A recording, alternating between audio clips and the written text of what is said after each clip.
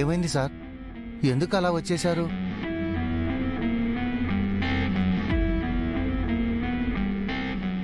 నా బెడ్రూమ్లో నా కబోర్డ్లో మెడిసిన్ ఉన్న విషయం అనామికకి ఎలా తెలిసిందో నాకు అర్థం కావట్లేదు రాతోడు. పిల్లల్ని చూసుకోవటమే తన పని కదా సార్, అందుకే తెలుసుకొని ఉండొచ్చు. ఆ మెడిసిన్ అక్కడ ఉందని నాకు ఆరుకి తప్ప ఇంకెవ్వరికీ తెలీదు.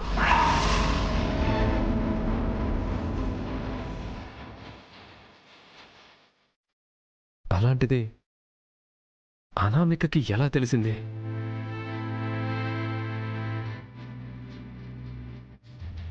అవును సార్, ఇదెలా తెలిసింది?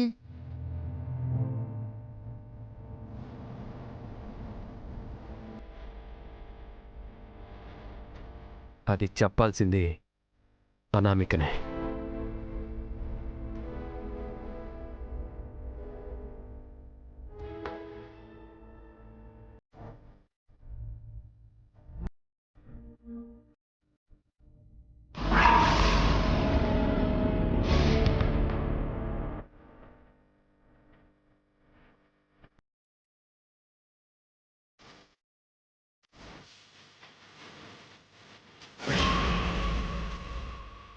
ఇప్పుడు తెలిసిపోతుంది అది అరుంధతినో అనామికనో. సార్ ఇప్పుడు ఏం కనుక్కోవడానికి అనామిక దగ్గరికి వెళ్తున్నారు?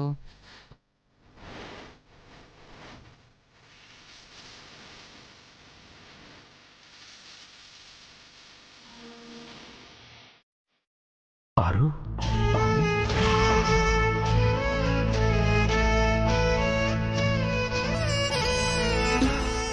ఈయనేంటి ఆరు అంటున్నారు?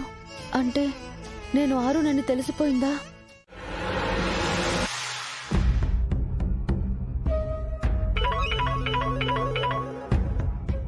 హలో, నమస్కారం స్వామీజీ, నాకు ఒక సాయం కావాలి. చెప్పు మనోహరి. మా ఇంట్లో కేర్ టేకర్గా ఉంది. అనామికను లేక అరుంధతినో కనుక్కునే మార్గం కావాలి. అది అనామికలా వచ్చిన అరుంధతి అయితే మాత్రం నా నిజ స్వరూపం బయట పెట్టడానికి పెద్ద ప్లానే వేసినట్టు పంతులు గారు. అందుకే అది అరుంధతియో లేక అనామికనో తెలుసుకోవడం నాకు చాలా ముఖ్యం. దానికంటే ముందు నువ్వు తెలుసుకొని తప్పించుకోవలసిన పెద్ద సమస్య ఒకటి ఉంది. సమస్యనా? ఏం మాట్లాడుతున్నారు పంతులు గారు? నీ జాతకంలో దోషాలు చూడమని చెప్పావు, గుర్తుందా? గుర్తుంది. జాతకంలో ఏమైనా ప్రాబ్లం ఉందా? ప్రాబ్లం కాదు మనోహరి, ఒక పెను తుఫాను నీ జీవితంలోకి అడుగు పెట్టబోతోంది. నువ్వు చేసిన ఇన్ని రోజుల ప్రయాణాన్ని ఒక కొత్త మలుపు తిప్పడానికి ఒక పెద్ద గండం నీకు ఎదురవ్వబోతోంది.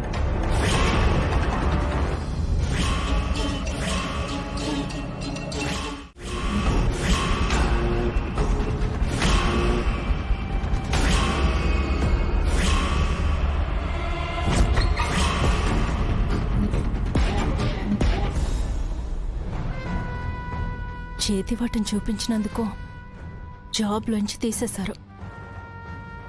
ఇప్పుడు మళ్ళీ ఇల్లు వాకిలి లేకుండా ఇలా రోడ్డు మీద పడ్డాను. తిరిగి హైదరాబాద్ వచ్చేసాను. నేను ఇప్పుడు ఇక్కడ ఎలా సెటిల్ అవ్వాలి? కొత్త పని ఎలా వెతుక్కోవాలి?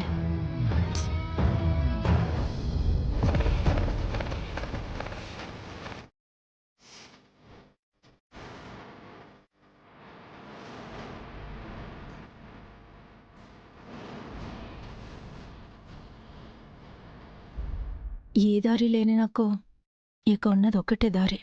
నన్ను పెంచిన అనాథాశ్రమం. అక్కడికి వెళ్ళి ఏదైనా దారి వెతుక్కోవాలి. చేతిలో చిల్లి గవ్వ కూడా లేదు. ఇప్పుడు అక్కడి వరకు ఎలా వెళ్ళాలి?